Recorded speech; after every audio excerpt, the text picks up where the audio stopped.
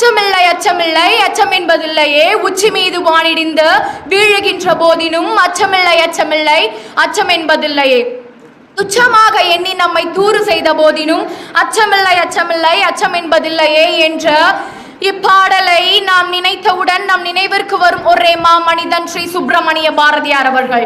இந்திய விடுதலை போராட்ட காலத்தில் கனல் தெரிக்கும் கவிதைகள் மற்றும் பாடல்களின் மூலம் மக்களின் மனதில் விடுதலை உணர்வை ஊட்டியவர்.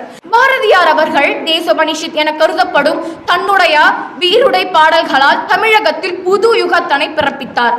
அருமையாக இருக்கும் காட்சிகளை எளிமையான நடையில் எழுதுவது நல்ல கவிதை என்ற தம்முடைய கொள்கைக்கிணங்க கவிதைகளில் மட்டுமின்றி வசன நடையிலும் பெரும் புகழ் பெற்றார் பாரதியார். எல்லோரும் ஓர் குலம், எல்லோரும் ஓர் இனம், எல்லோரும் ஓர் மக்கள், எல்லோரும் ஓர் நிறை, எல்லோரும் அமர நிலையை எய்தும் நன்முறையை இந்தியா உலகிற்கு அளிக்க